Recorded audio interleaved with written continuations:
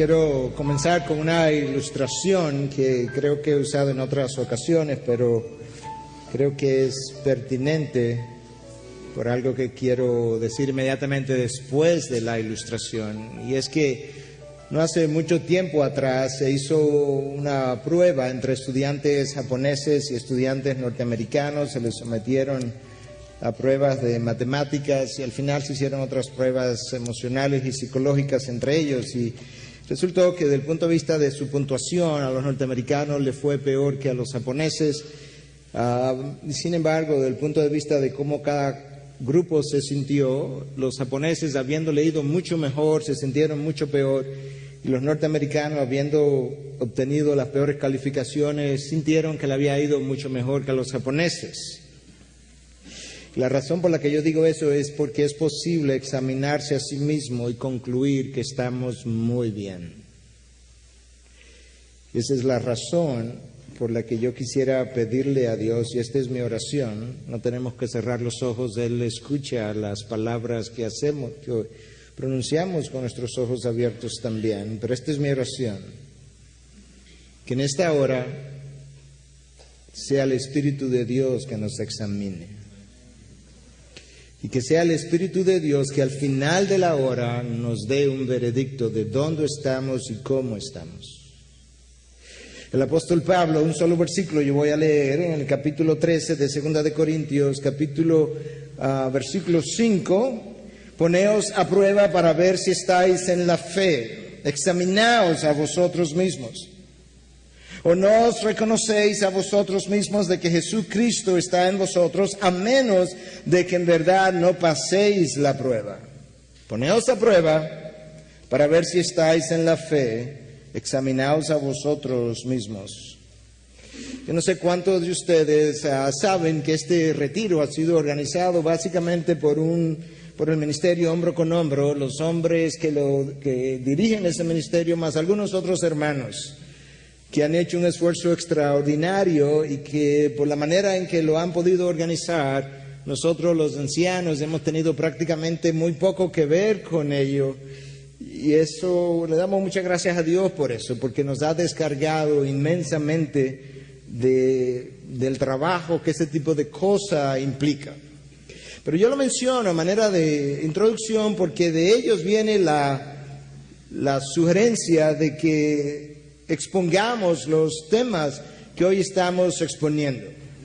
Y el primero de esos temas es precisamente este, de examinaos si estáis en la fe. Déjame leerte literalmente como la Biblia al día lo dice, porque lo pone de un lenguaje sumamente sencillo y contemporáneo, y que nos va a ayudar a entender un poco más de qué es lo que el apóstol Pablo nos está tratando de decir. El texto dice lo siguiente: examínense bien. ¿Son cristianos de verdad? ¿Hay evidencias de que lo son? ¿Sienten cada vez más la presencia y el poder de Cristo? ¿O simplemente están pasando por cristianos, aunque en realidad no lo son? Espero que sepan que nosotros ya hemos pasado el examen y de veras pertenecemos al Señor.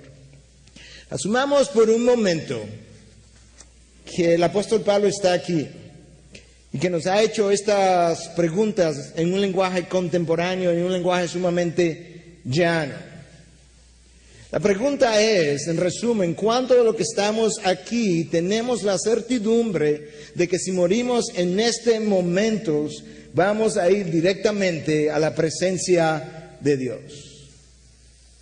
Yo creo, sin temor a equivocarme, que con toda probabilidad posiblemente hayan algunos con ciertas dudas acerca de dónde van y que quizás terminen en la presencia de Dios. Pero igualmente yo tengo la absoluta certidumbre de que hay alguno, o algunos o muchos, yo no lo sé, que tienen toda la certidumbre en este momento de que si mueren van a la presencia de Dios, y eso ocurriría, se llevarían tamaña sorpresa de encontrarse de que realmente están fuera y no adentro. Y de ahí que este tema sea extremadamente sensible, delicado, pero importante. Yo creo que cuando los organizadores de este evento nos pidieron que expusiéramos este tema en particular, estaban mostrando en su corazón tener la misma preocupación que nosotros como ancianos y líderes frecuentemente tenemos, y es cuántas personas que asisten a la iglesia, a la IBI en particular, pudiera ser a cualquier iglesia, pero a nuestra iglesia domingo tras domingo, miércoles tras miércoles, son verdaderamente convertidos, transformados, nacidos de nuevos, con una nueva vida en Cristo. Y yo no creo que hay manera de saber eso con exactitud, pero también estoy convencido a la luz del Nuevo Testamento que tampoco es cierto que no hay manera de que eso pueda ser conocido. El hecho de que el apóstol Pablo nos ordena el examinarnos para ver si estamos en la fe presupone que al final del examen yo debo concluir si estoy o no estoy. De manera que tiene que haber una forma de yo poder examinar. Y ojalá que el Espíritu de Dios nos pueda iluminar y guiar a través de esta examinación. Pero cuando el apóstol Pablo hace la pregunta, realmente es el Espíritu de Dios que está haciendo la pregunta, que está haciendo la insinuación. Cuando nosotros leemos en la palabra de Dios, examinaos para ver si estáis en la fe, es el Espíritu de Dios a través del apóstol Pablo que nos está dando la orden, y por tanto, en el nombre de Cristo yo vengo y doy hoy, en este momento, la misma ordenanza por su autoridad plasmada en la palabra. Pero a la luz del Nuevo Testamento, una vez más, hay una preocupación continua por la misma situación espiritual de aquellos que se identifican con Cristo. La vemos en la persona de Jesús, en su predicación, la vemos en la enseñanza de Pablo, la vemos en las palabras de Pedro, la vemos en múltiples de los líderes de la iglesia primitiva. Y la razón de la preocupación, como lo vamos a ver un poco más adelante, de estos líderes y de líderes de hoy en día, es que muchos de aquellos que se identifican como hijos de Dios, hijos de la luz, muchas veces se comportan como hijos de las tinieblas, y eso como que entonces envía un mensaje equívoco, que pone a pensar a mucha gente y que confunde a muchas personas.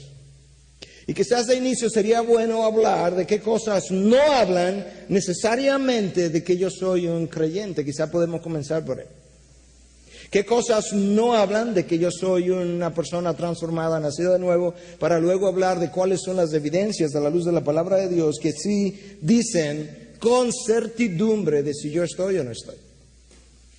En primer lugar, yo necesito entender que yo no puedo determinar que soy cristiano porque simplemente yo lo siento en mi corazón. Le enseñamos a los niños erróneamente eso. ¿Cómo tú sabes que eres cristiano? Yo lo tengo en mi corazón. ¿Cómo tú sabes que lo tienes en mi corazón? Yo lo siento en mi corazón. Eso no dice que yo soy cristiano, en lo más mínimo. Yo tampoco puedo concluir que soy cristiano simplemente porque un día yo hice una profesión de fe con mi padre, con mi madre, a la edad de 8 años. O porque yo un día en una reunión, en un servicio de avivamiento, hicieron un llamado, yo levanté la mano y pasé adelante, hice una profesión de fe. En lo más mínimo eso garantiza que yo soy cristiano. Yo tampoco puedo concluir que yo soy cristiano porque yo asisto regularmente domingo, miércoles, a una iglesia bíblica, donde se enseña la palabra. Yo puedo hacer todo eso y todavía llegar al reino de los cielos y encontrarme con que yo estoy fuera del reino de los cielos. Yo no puedo concluir tampoco de que yo soy cristiano porque yo soy un miembro sumamente activo en mi iglesia. Es más, yo no puedo llegar a la conclusión de que soy cristiano porque después de miembro pasé a ser líder de una iglesia. Pero quizás hay alguien aquí que dice, bueno, eso es cierto, pero en mi caso yo fui a las aguas del bautismo. Y todo el mundo oyó mi testimonio, y todo el mundo oyó que ciertamente Dios había hecho un trabajo en mí. Eso tampoco me califica necesariamente como cristiano. De hecho, cuando tú lees la historia del libro de los Hechos, el libro que recoge la historia de los primeros 30 años de la iglesia. Tú te encuentras con el testimonio de este hombre Simón, el mago, que el texto dice, el texto inspirado por Dios dice, Simón creyó y se bautizó, y al poco tiempo tú te encuentras a Simón ofreciéndole dinero a Pedro para comprar el don del Espíritu Santo para sanar enfermos. Y cuando Pedro se da cuenta que este hombre que creyó en la predicación de Pedro el apóstol, que es bautizado por Pedro el apóstol, está tratando al poco tiempo, en el mismo día de su supuesta conversión, de comprar el don del Espíritu Santo, Pedro se dirige a él y le dice estas palabras: que tu plata perezca contigo, porque pensaste que podías obtener el don de Dios con dinero. No tienes parte ni suerte en este asunto, porque tu corazón no es recto delante de Dios. Por tanto, arrepiéntete de esta tu maldad y ruega al Señor que, si es posible, te perdone el intento de tu corazón, porque veo que estás en hiel de amargura y en cadena de iniquidad. Esas no son palabras de un apóstol para un creyente, hijo de Dios, nacido, transformado de nuevo. No hay manera.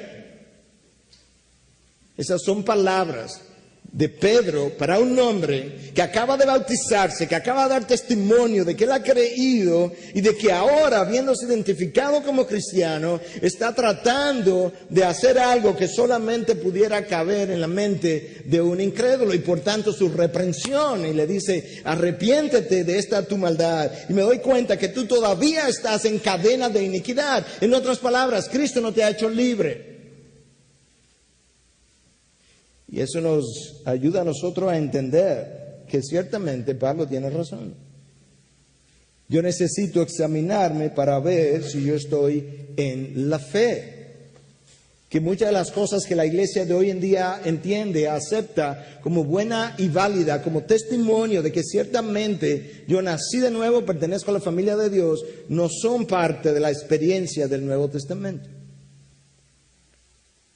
Bueno, pero quizás yo pudiera decir que en mi caso, pastor, yo sí puedo decir que yo nací de nuevo, porque cuando yo oigo un sermón, cuando llego a la predicación de la palabra de Dios, yo me animo, yo me entusiasmo, y solamente una persona nacida de Dios puede gozarse de la palabra de Dios. No, no es verdad.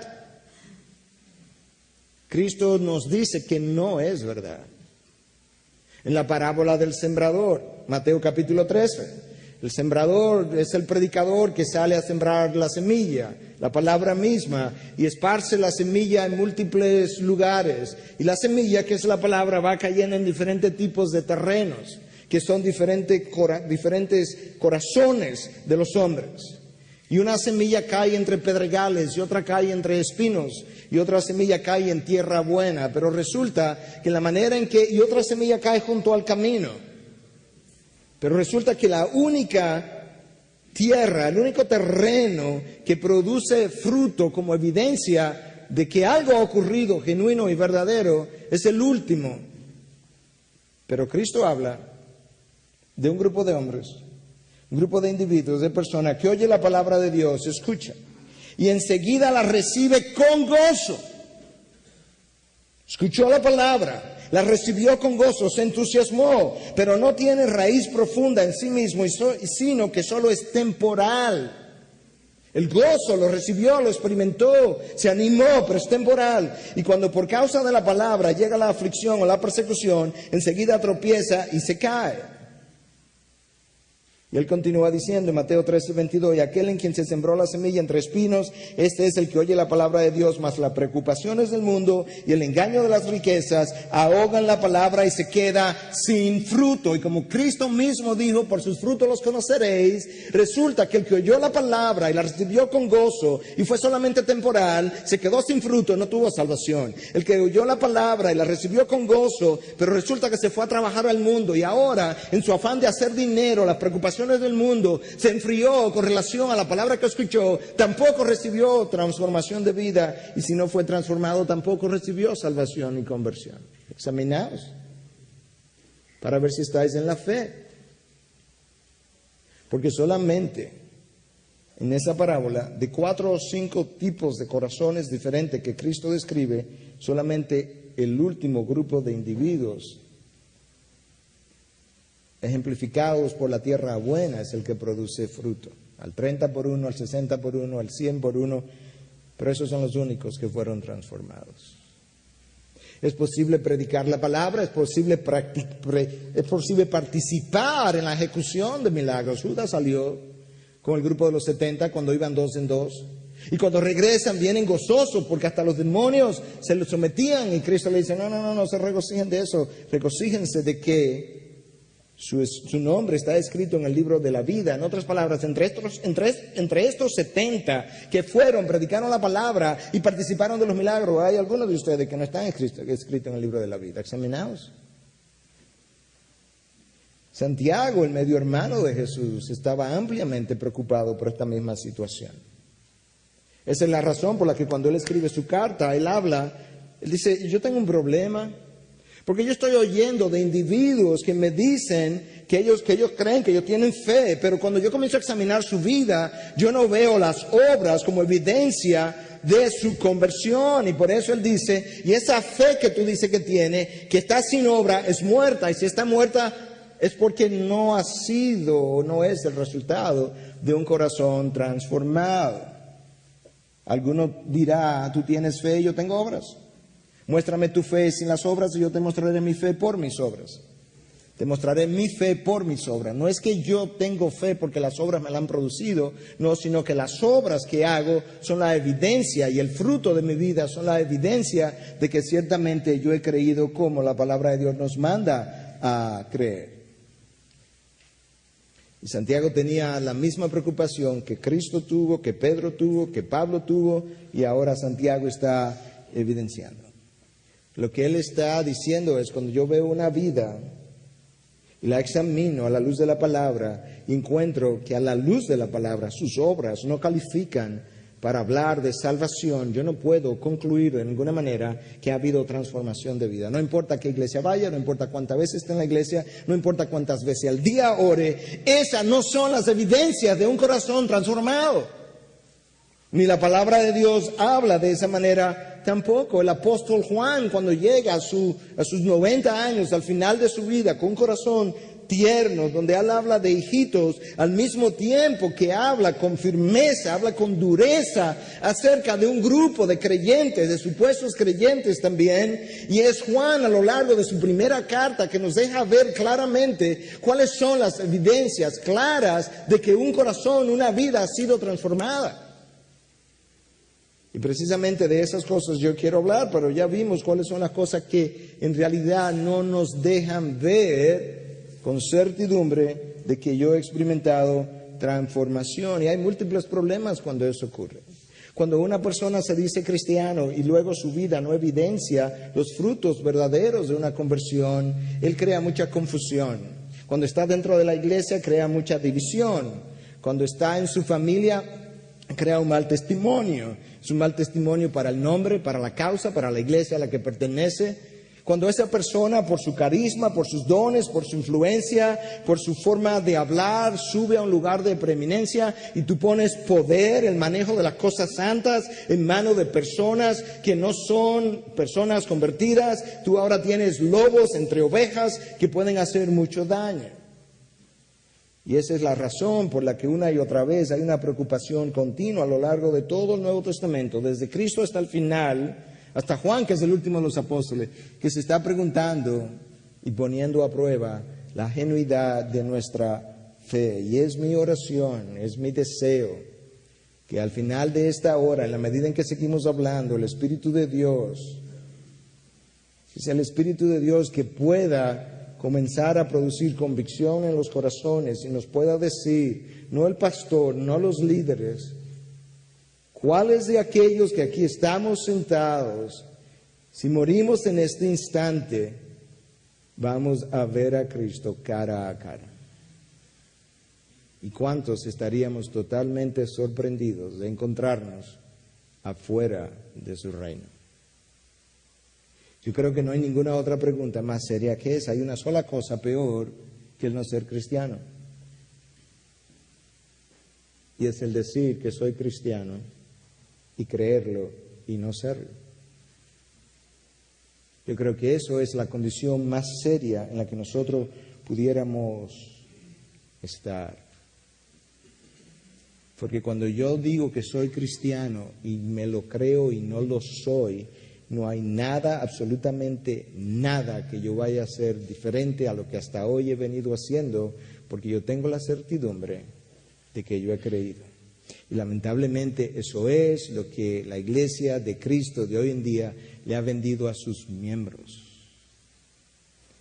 Nosotros salvamos los individuos por gracia, decimos, y luego lo mantenemos por obras, pero al final nos vamos a las obras que pueden ser hechas sin fe para hablar de una conversión, cuando muchas veces el resto de las señales de las que la palabra habla no están presentes en nosotros. El apóstol Juan escribe una carta, su primera carta, 5 capítulos, bien corta, y en ella él resume cuáles son las condiciones que se supone que un cristiano debe tener como evidencia clara, cierta, de que él ha sido transformado. Nueva vez, voy a decirlo otra vez, no es verdad a la luz del Nuevo Testamento que no hay manera de saber quién es cristiano. Yo no soy Dios para afirmarlo, pero el hecho de que la palabra de Dios nos manda a nosotros mismos a examinarnos presupone, para ver si estoy en la fe, que yo al final del examen debo saber o concluir si estoy o no estoy. Y Juan al final de su ministerio, a los 90 años, preocupado con esto, nos habla y nos dice, ¿sabe qué? Tuvimos entre nosotros hombres que yo bauticé, que yo enseñé, que pertenecieron a la iglesia de Éfeso donde yo estuve, que estuvieron entre nosotros, caminaron entre nosotros y al final salieron de nosotros. Pero en realidad no eran de nosotros, porque si hubieran sido de nosotros habían permanecido con nosotros, pero salieron a fin de que se manifestara que no todos son de nosotros. Esa gente adoró con Juan, oyó la predicación de Juan, quizás fue discipulada por Juan, quizás fue bautizada por Juan. Estamos hablando de seguidores de apóstoles como Simón, de Pedro, y ahora otros en Éfeso de Juan, y al final no lo eran. Estamos hablando del discípulo Judas de Cristo, y al final tampoco lo era. De manera que el ser discípulo de Cristo, de la persona de Dios encarnado, tampoco es evidencia de que yo soy cristiano. Juan 6:66, a partir de un momento dado, Juan 6:66, muchos de sus discípulos jamás volvieron a caminar con él. ¿De quiénes? De sus discípulos. Por eso decía que yo estar en una buena iglesia tampoco es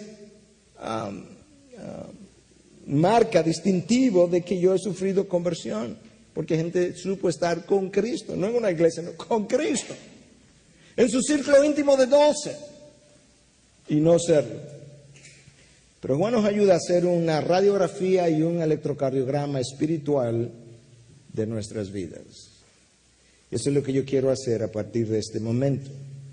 Una de las primeras cosas de que Juan habla que debe ocurrir en una persona que ciertamente ha sido transformada es que él comienza a experimentar una atracción por la persona de Dios que lo lleva a tener comunión con él. Y esa comunión que él tiene con Dios lo lleva a alejarse de comuniones que él tenía en el pasado con otras relaciones, con lugares y con cosas. Y si esa comunión no está, si esa comunión es mínima, es ínfima o casi no existente, no es verdad que esa persona ha sido transformada de nuevo. No es posible que la tercera persona de la Trinidad en toda su extensión viva en su plenitud en mi interior y que eso no llegue a producir comunión con el Padre, porque para eso Él vino a morar en mí. Y Juan lo dice en diferentes maneras. Pero el Espíritu Santo vino a crear una relación mía con Dios. Y Juan dice en su primera carta, primer capítulo, versículos 6 y 7. Si decimos que tenemos comunión con Él, pero andamos en tinieblas, léase, en pecado, mentimos y no practicamos la verdad. Mas si andamos en la luz, léase, en santidad, Como Él está en la luz, tenemos comunión los unos con los otros y la sangre de su Hijo nos limpia de todo pecado. Si nosotros decimos que tenemos comunión con el Padre porque nací de nuevo, que el Espíritu Santo mora en mí y mientras tanto yo ando en pecado, no es verdad que yo fui transformado. Juan dice, no, eres un mentiroso. Porque una de las características primeras de una persona transformada es precisamente la nueva comunión, la nueva relación que se establece entre el convertido y Dios. Si andas en verdad, esa es la condición de mi salvación, que estoy en la verdad, estoy en Cristo. Si andas en la verdad, entonces ese camino de verdad me lleva a una comunión que debe existir en mi testimonio con Dios. Pero hoy en día creemos que comunión con la iglesia, comunión con sus líderes, comunión con un estudio bíblico, comunión con un grupo de oración, es lo mismo que comunión con Dios. Y por tanto, cuando yo tengo comunión a ese nivel horizontal, yo concluyo que yo he sido transformado y soy cristiano, cuando en realidad eso no es necesariamente cierto. Y esto es más serio de lo que nosotros pensamos. Si andamos en la práctica del pecado, de la mentira, si andamos en tinieblas, nos estamos mintiendo a nosotros mismos. Pero si andamos en la luz, si he dejado el pecado a un lado, si el pecado es algo que yo rechazo, si el pecado es algo que yo odio, si el pecado es algo que yo no quiero hacer, es evidencia de que ahora yo estoy en la verdad.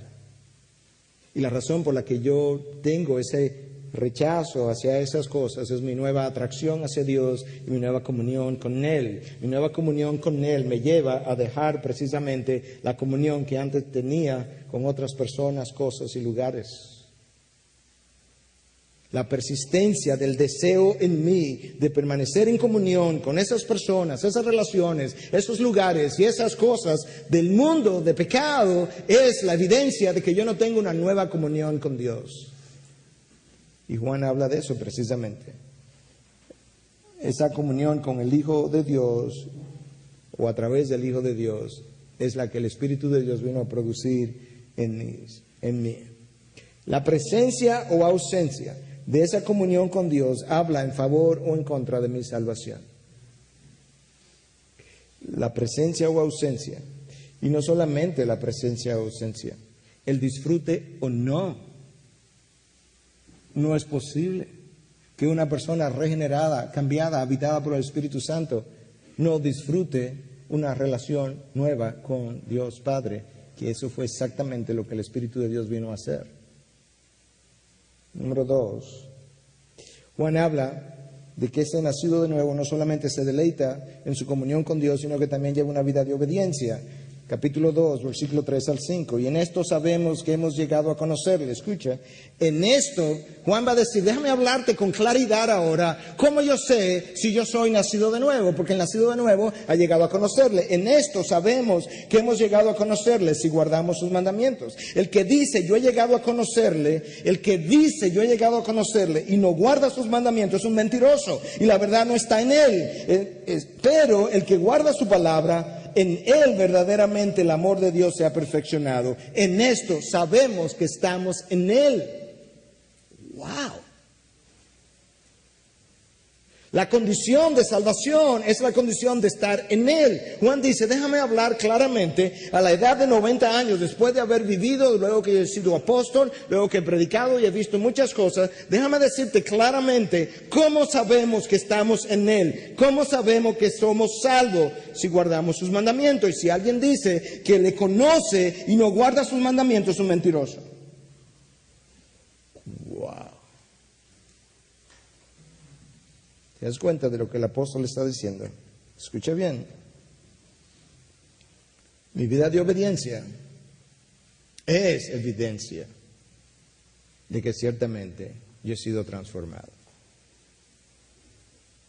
Las otras cosas de que hablamos, no necesariamente. Juan ahora está diciendo, fíjate cómo él termina de calificar este párrafo. Luego que habla de la obediencia, dice, en esto sabemos que estamos en Él. No es tan complicado. Y yo tengo que creer ese veredicto porque aunque Juan lo está diciendo, es el Espíritu de Dios que lo está dando a través de Esa es la condición del que ha creído o del que no ha creído. Y él dice entonces en el versículo 6 de este texto, que el que está en él anda como él anduvo. Es como que Juan no se cansa de esclarecer las cosas y dice, mira, te lo voy a decir de otra manera. Ya nos habló en el capítulo 2 de un grupo de personas que estaban con ellos, salieron de ellos y al salir mostraron que nunca fueron de ellos. Como él está preocupado por eso, él dice, ok, yo quiero hablar a los que se han quedado. Si realmente tú tienes salvación, es muy sencillo. Tú andas como él anduvo. Eso está en la palabra. ¿Y cómo él anduvo? En obediencia. Y en esto sabemos que estamos en él. ¿Te das cuenta que esto es más serio de la cuenta? Yo creo que de todas las cosas que Cristo pudo haber dicho, ninguna fue más severa, más austera, más penetrante, más atemorizante que lo que él dijo cuando habló acerca de que en aquel día no todo el que me dice Señor, Señor entrará en el reino de los cielos. Muchos me dirán en aquel día, Mateo 7:22, Señor, Señor, no profetizamos en tu nombre y en tu nombre echamos fuera demonios y en tu nombre hicimos muchos milagros, y entonces les declaré, jamás os conocí, apartaos de mí los que practicáis la iniquidad. Esta gente salió a predicar, salió a hacer milagros, esta gente vio demonios someterse a sus palabras y vendrán en el último día y dirán, Señor, hicimos todo eso en tu nombre, y él dice, no les conocí nunca. Nada ha sido más austero, más severo, más serio, más penetrante, más cortante, más atemorizante que esas palabras. Yo no sé si usted la ha encontrado, yo no la he encontrado. Y es por eso que Juan al final de sus días dice, yo tengo que esclarecer esto. Porque hay gente entre nosotros saliendo de entre nosotros que nunca ha pertenecido a nosotros. Primera evidencia, hay una nueva comunión con Dios en la que Él se deleita. Segunda evidencia, hay una vida de obediencia. Y tercero, Él comienza a experimentar un rechazo por las cosas del mundo y la manera de pensar del mundo. Escucha como Juan lo dice, no améis al mundo, ni las cosas que están en el mundo. Ojo, si alguno ama al mundo, el amor del Padre no está en él. Más adelante Juan nos va a decir, la evidencia de que yo he nacido de nuevo es que el amor del Padre está en mí. Y él dice que ama al mundo, el amor del Padre no está en él. Porque todo lo que hay en el mundo, la pasión de la carne, la pasión de los ojos y la arrogancia de la vida no proviene del Padre sino del mundo. Y el mundo pasa y también sus pasiones, pero el que hace la voluntad de Dios permanece para siempre. Una de las cosas más alarmantes, más chocantes de la iglesia de hoy en día es la similitud entre el estilo de vida de aquellos que se dicen cristianos y aquellos que están claramente identificados con el mundo. Estudio tras estudio muestran que hay una enorme similitud entre esos dos grupos, y eso no puede ser, o el Nuevo Testamento está equivocado. Pero a la luz del Nuevo Testamento, el testimonio es que aquellos que han nacido de nuevo comienzan a experimentar un rechazo por las cosas del mundo y la manera de pensar del mundo. Y Juan dice, y el que todavía ama al mundo pone en evidencia que el amor del Padre no está en él. Y si el amor del Padre no está en él, la salvación tampoco está en él. Wow. Examinaos para ver si estáis en la fe. No puede ser que hijos de Dios, con la simiente de Dios en su interior, ahora regenerados, deseen, busquen, anden detrás de las mismas cosas que el mundo anda, y que luego hijos de Dios concluyan que es posible ser creyente y ser incrédulo y buscar y desear y correr tras las mismas cosas. Eso yo pude haberlo creído en una ocasión, no más. Sobre todo a la luz del Nuevo Testamento y en particular de la carta de Juan. Lo que comienza a ocurrir es lo siguiente, mira cómo la ecuación luce. Yo soy transformado, yo tengo una nueva semilla en mí, yo comienzo a ver al mundo, no encajo, no me gusta, comienzo a rechazarlo. El mundo comienza a verme con un nuevo estilo de vida. Yo no le gusto al mundo, yo no encajo en ese mundo, el mundo comienza a rechazarme. Esa es la ecuación que se produce. El mundo ama lo que es como el mundo. Y los hijos de Dios aman lo que es como Dios. La razón por la que el mundo rechazó a Cristo es porque Él no era como Él. La razón por la que Cristo no pudo amar el mundo en el sentido en que nosotros amamos el mundo es porque Cristo no era como el mundo. La razón por la que hijos de Dios aman al mundo es porque no son hijos de Dios. Aunque lo hayan creído, aunque se hayan bautizado, aunque vayan a la IBI o aunque vayan a una mejor iglesia que la IBI. El cristiano genuino, el verdadero creyente, vive en comunión con Dios, exhibe una vida de obediencia, comienza a experimentar un rechazo por las cosas del mundo y la manera de pensar del mundo, y en cuarto lugar, comienza a desear el retorno de Cristo porque anhela ver a su Señor. Primera de Juan 3:2, amados, ahora somos hijos de Dios y aún no se ha manifestado lo que habremos de ser, pero sabemos que cuando Él se manifieste seremos semejantes a Él porque lo veremos como Él es. Y el deseo de ver a su Señor como Él es y de llegar a ser como Él es, comienza a consumirlo y Él comienza a anhelar encontrarse con su Dios en su nuevo reino. Cuando ese creyente en este mundo todavía está amando al mundo, deseando quedarse en este mundo, no tiene pasión por un encuentro con Cristo, no tiene pasión por el mundo venidero, Él está poniendo en evidencia que Él es todavía de este mundo y no del mundo venidero. Cuando tú naces de nuevo, tú tienes una nueva ciudadanía. Y esa nueva ciudadanía comienza a producir en ti un deseo, un anhelo, una pasión por estar en el lugar al cual tú perteneces ahora. Y el deseo de verle como Él es, y el deseo de llegar a ser como Él es algo que comienza a consumir tu interior. Y entonces ahora tú estás loco por salir de este lugar.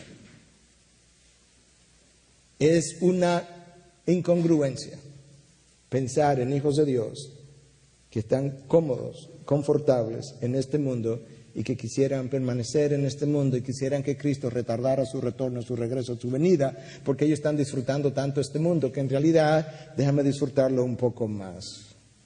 Eso no es cierto a la luz del Nuevo Testamento y nosotros tenemos que reconocer eso. En la espera, Dios ha ido transformándonos de gloria en gloria. Y cuando nosotros llegamos entonces a este momento de contemplar lo que sería mi relación con Él, fuera de un mundo de pecado que todavía se me opone, yo comienzo a desear realmente salir de este mundo, porque yo quiero ser como Él es. Una de las manifestaciones de ser nacido de nuevo es precisamente el deseo de encontrarme con Él.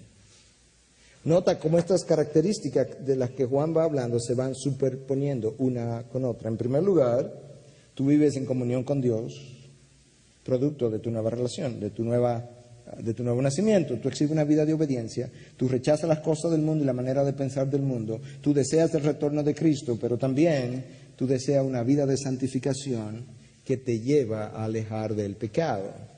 Primera de Juan 3:3. Y todo el que tiene esta esperanza puesta en Él, escúchame, todo el que tiene, no la mayoría, no algunos, todo el que tiene esta esperanza puesta en Él, se purifica así como Él es puro.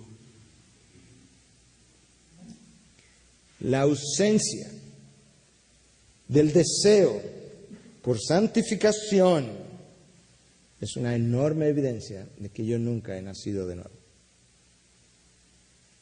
Porque una vez yo soy regenerado y pongo mi esperanza en Él, la palabra de Dios me dice que yo comienzo a experimentar deseo de purificarme.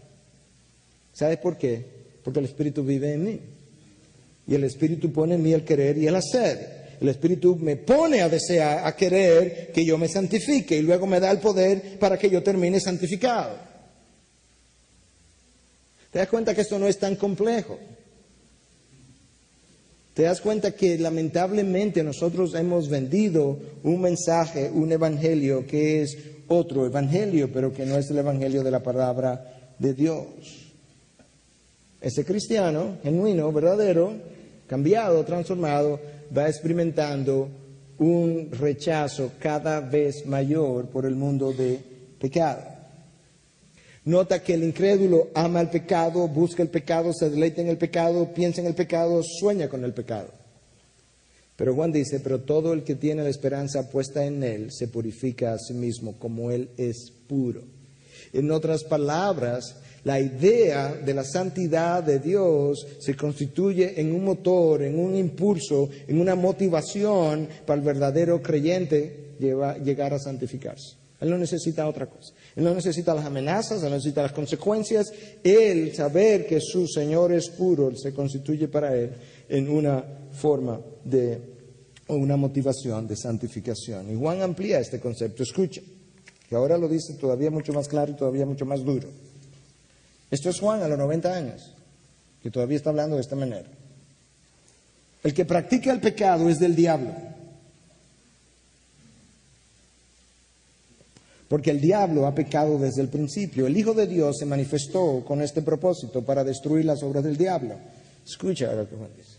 Y luego yo te lo voy a explicar. Ninguno que es nacido de Dios,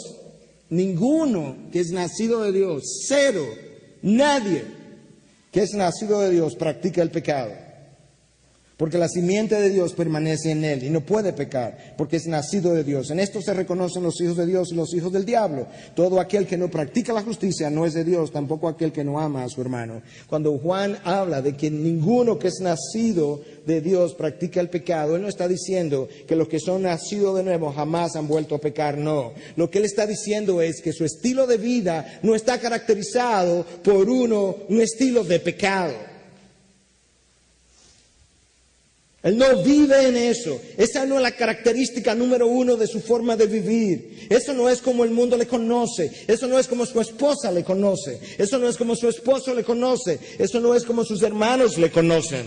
Eso no es como sus empleados o empleadores, sus compañeros en el mundo de trabajo le conocen. No le conocen como un hombre que vive y practica el pecado. Le conocen como un hombre que vive en santidad. A eso es que Juan se refiere. Y esta idea de que podemos ser nacidos de nuevo, ser creyentes, genuinos, transformados, verdaderos, hijos de Dios y vivir en la práctica de pecado, Juan dice, ninguno que es nacido de Dios vive de esa manera. Cero, nadie. Eso es muy absoluto y eso, al final de cuentas, tampoco lo dijo Juan, lo dijo el Espíritu de Dios. ¿Te das cuenta de lo serio que esto es? ¿Te das cuenta ahora, honestamente, sin ánimo de acusar a nadie? Lo peor que yo puedo hacer en esta mañana, en esta tarde, es tratar de producir yo convicción. Eso no es, el Espíritu de Dios tiene que hacer eso. Pero yo creo que de la misma manera que es muy triste el que yo me vaya de aquí, de este lugar, creyendo que soy cristiano y no serlo, de esa misma manera yo creo que es muy cruel que de alguna manera yo como pastor o otros como líderes veamos a alguien que está dando evidencia de que realmente no es cristiano y no cuestionemos su caminar. Yo creo que eso es cruel por encima de toda crueldad. Es su alma que está en juego, es su espíritu que está en juego, es la eternidad de su alma y le vas a dejar ir de esa manera. Eres cruel, muy cruel. Y si no eres cruel, eres cobarde. Pero no puedes hacer eso. Tienes que preguntarle, ¿realmente tú crees que has nacido de nuevo? Tienes que atreverte a decir, ¿sabes qué? A la luz de lo que yo entiendo, de lo que yo sé, yo no creo que tú eres nacido de nuevo. Y tienes que, a la luz de la palabra de Dios, decirle, examinaos para ver si estáis en la fe. El que ha nacido de nuevo, su vida, su testimonio, su hablar, su andar, su plan, sus ideas, sus agendas, sus planes van en la dirección de la santificación y del camino de Dios. Por una razón, Dios vive en él. Yo tengo 1 año o 2 meditando sobre esto. Y mientras más lo medito, más yo digo, ¿cómo es posible? ¿Cómo es posible que el Dios, que el universo entero no lo puede contener, pueda vivir dentro de mí, que yo vea esa vida y diga, qué poco cambio ha tenido? Tú me vas a decir a mí que el Dios que crea el universo, que llena cada pulgada del universo, que no puede ser contenido por su universo, puede venir a habitar en el interior de un hombre y causa tan pocos cambios y transformación como la que vemos en algunos de sus hijos. No, no lo creo, me resisto a creerlo.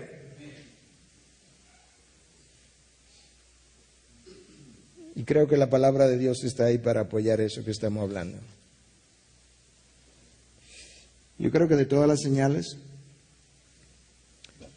de todas las disfunciones de nuestro tiempo, para mí la más preocupante es la que acabamos de hablar. Que el mundo no creyente nos examina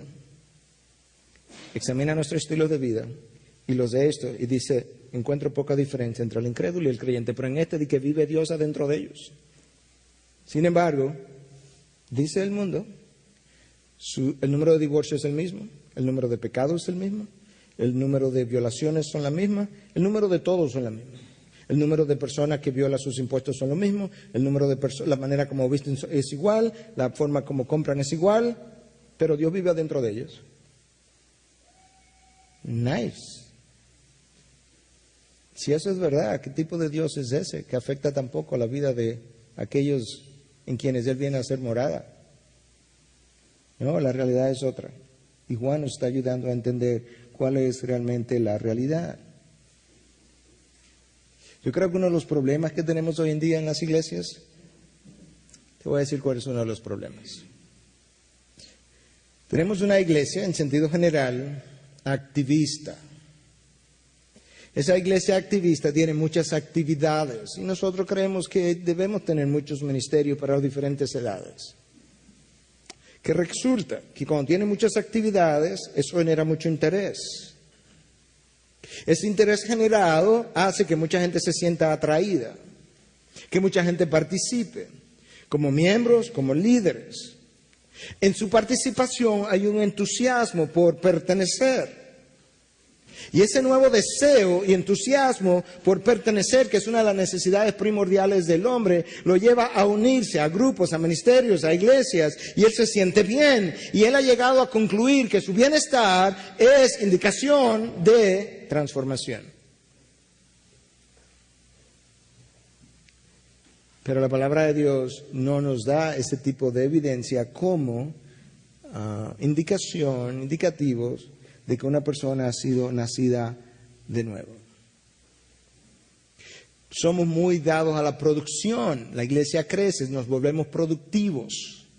Las personas que se involucran se vuelven productivas en sus ministerios y como es para el reino de Dios y para la gloria de Dios, decimos, nuestra productividad nos convence de nuestra salvación. Pero Juan no habla de nada de eso. De hecho, Cristo lo dijo muy bien, por sus frutos los conoceréis. ¿Tú has ido anotando en tu mente cuáles son las características de un verdadero cristiano nacido de nuevo, transformado, de tal manera que si este techo se cayera encima de nosotros hoy y nos matara a todos, cada uno de nosotros tuviera certidumbre de dónde está parado? Déjame darte los primeros 5 que hemos mencionado. Número 1, tú tienes una comunión genuina con Dios. Número 2, tú tienes una vida de obediencia. Número 3, tú tienes un rechazo por las cosas del mundo y la manera de pensar del mundo. Número 4, tú deseas el retorno de Cristo. Y número 5, tú deseas una vida de santificación que te lleva a alejarte del pecado. Mañana en la noche vamos a hablar de sed santos porque yo soy santo y vamos a ver cómo ese mandato implica en primer lugar alejamiento. ¿Sabías eso? Separación. Antes que nada, cuando Dios me llama a ser santo, el primer significado de ese mandato es sepárate. Nosotros no lo vemos así. Y cuando el Espíritu de Dios viene a morar en mí, lo primero que Él hace, Él me separa. De ahí que yo comienzo a experimentar rechazo por las cosas del mundo. Él pone en mí el querer y el hacer. Y Él me va empujando, y Él me va separando. Y ese es el significado primario de ser santo, ser separado. En sexto lugar, de acuerdo a Juan, la persona transformada por el Espíritu de Dios comienza a exhibir un nuevo amor, no solamente por Dios, sino por todo aquel que ha nacido de nuevo. Déjame leértelo ahora de 1 Juan 5:1. Todo aquel que cree que Jesús es el Cristo es nacido de Dios. Ese que es nacido de Dios es el cristiano verdadero. Ahora escucha. Y todo aquel que ama al Padre, ama al que ha nacido de Él. Esta es la ecuación entonces. Yo soy nacido de nuevo. En mi nacimiento de nuevo yo amo al Padre. Todo aquel que ha nacido de nuevo ama al Padre. Todo el que ama al Padre ama a todo aquel que ha nacido de nuevo. Porque eso es vital que nosotros lo hablemos en la iglesia de hoy. Porque este deseo, más que deseo, esta característica del cristiano moderno, de ir a una iglesia los domingos y no tener, o los miércoles, ningún deseo de involucrarse ni en la vida de la iglesia, ni en la vida de sus hermanos, y mucho menos que sus hermanos se involucren en la de él, es evidencia de que él no ha nacido de nuevo. Porque todo el que ha nacido de nuevo ama al que es nacido de nuevo. Y como yo le amo, yo quiero involucrarme en su vida. Y yo quiero que él se involucre en la mía. Y yo desarrollo una hermandad. Y yo desarrollo un involucramiento en su vida y él en la mía. Y nos amamos y nos queremos hasta el punto que la iglesia primitiva, en sus primeros años, tú lees la historia en el libro de los Hechos, que tenían todas las cosas en común. Y la vendían y la compartían. Lo que es mío es tuyo, lo que es tuyo es mío. Nos amamos, nos queremos. Yo estoy en tu vida, tú estás en la mía. Ese llanero solitarismo de hoy en día, de bandadas enteras de cristianos, es la evidencia de que no ha habido conversión.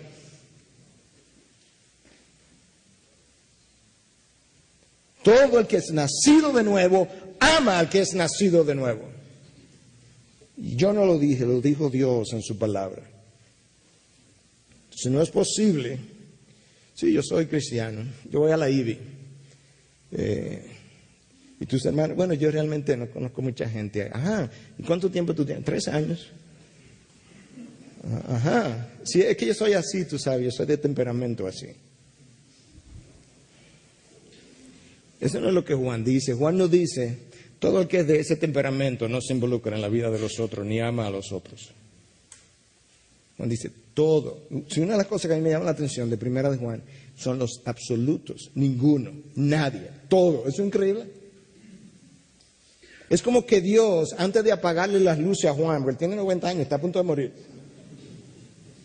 Dios, déjame usar a este viejito, ya antes de morirse, con un corazón tierno como él lo tiene, porque es evidenciado ahí la ternura de su corazón. Dice, déjame usar a este viejito de corazón tierno para decir algunas de las cosas más duras que yo tengo que decir. Y entonces comienza a hablarla de esta manera. Y lo dice en términos absolutos, como Dios es. ¿Sabe que Dios no nada de relativo es de Dios? Él vive un absoluto y así mismo es. Esta iglesia egocéntrica, este cristiano egocéntrico, que no quiere que nadie penetre su mundo, ni él quiere participar del mundo del otro, él está poniendo evidencia claramente, a altas voces está dando evidencia de que yo no he nacido de nuevo. De ahí que yo no tengo ese interés. Es que no es que no tiene que ver con temperamento, tiene que ver con la tercera persona del Espíritu Santo que vino a morar en ti, que crea nuevos deseos, nuevas pasiones, nuevos amores, nuevas comuniones, nuevas atracciones, y transforma los temperamentos también. Si amas al Padre y tú eres ahora hijo de Dios, ¿cómo es que no va a amar a los demás hijos de Dios? ¿Y cómo se manifiesta ese amor por el hermano? Si tú eres nacido de nuevo, tú amas al que es nacido de nuevo. ¿Y cómo se manifiesta? Tiene una preocupación genuina por sus necesidades, por su dolor, por sus preocupaciones, por lo que le aqueja, por su vida, por sus hijos. Cuando tenga necesidad emocional, económica, tú tienes esa preocupación por sus debilidades, por sus errores, sí, por sus pecados también. Estamos todos en la misma barca. Y esa es la manera como tú manifiestas ese amor por él. Todo el que ha nacido de nuevo tiene esa actitud de servicio hacia ese hermano que también ha nacido de nuevo. Pero si tú tienes un grupo de creyentes, si tú tienes un grupo de personas que se dice ser creyente, pero que no ha nacido de nuevo, resulta que este grupo que no ha nacido de nuevo y que se sienta de este lado de la IBI, y este otro grupo que no ha nacido de nuevo y se sienta de este lado, esos dos grupos no tienen nada que ver el uno con el otro, ni tienen interés el uno en el otro, porque no hay manera de que ellos puedan tener amor, deseo, pasión, interés en uno con el otro, porque eso viene de Dios y no han nacido de Dios. ¿Te das cuenta de lo serio que es esto? Yo creo que si yo estoy oyendo estas palabras, yo debo comenzar, y yo he sido así, yo debo hacer un análisis profundo, detallado, serio, detenido, y después de esta charla también, cuando me vaya, usar algunas preguntas que vamos a dar para que usted con Dios, entre usted y Dios, reflexione, llegue a conclusiones, dé usted mismo un veredicto, y si usted concluye, examinaos para ver si estás en la fe. Si tú concluyes que no está, pues cae de rodillas delante de Dios, pídele perdón. Y una de las cosas a las que tienes que pedirle perdón es: perdóname por haberme identificado como hijo tuyo, nunca haciéndolo. Perdóname porque al identificarme como hijo tuyo y hacer lo que he hecho, como he vivido, he manchado tu nombre. Pero nosotros sabemos por el testimonio de la iglesia que esa iglesia no vivió de la manera que la iglesia de hoy vive. Recuerda una vez más cuáles son las características. Número 1, yo tengo comunión con Dios y me deleito en esa comunión. Número 2, yo tengo una vida de obediencia. Número 3, yo tengo un rechazo por las cosas del mundo y la manera de pensar del mundo. Número 4, yo deseo el retorno de Cristo. Número 5, yo tengo una vida de santificación que me lleva a alejarme del pecado. Y número 6, yo amo no solamente a Dios, sino que yo tengo amor por el Hijo de Dios, todo el que es nacido de nuevo. Una más. Número 7, la persona que ha nacido de nuevo no encuentra que su nueva vida en Cristo es pesada. Cristo dijo: mi carga es ligera, mi yugo es liviano. ¿Cómo es posible que Cristo, Dios mismo, venga en carne y dice: mi carga, la que yo te doy, la que tú asumes el día que eres nacido de nuevo, es ligera, mi yugo es liviano? Y yo nazco de nuevo y salgo por aquí diciendo: es que la vida cristiana no es fácil.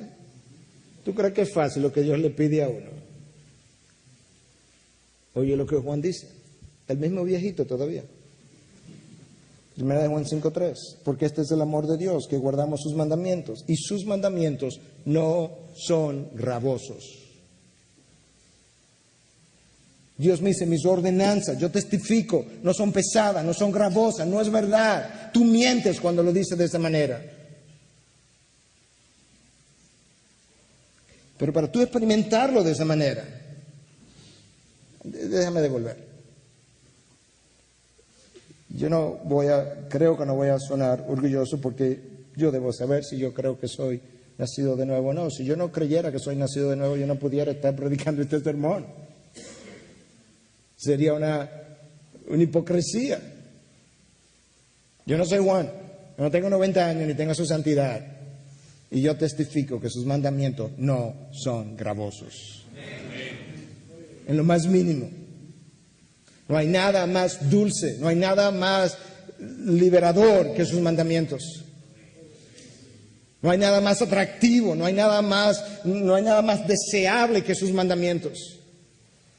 Y yo no soy Juan, no tengo su santidad y no tengo 90 años. El que ha nacido de nuevo llega a entender de manera natural que su ley es más dulce que la miel.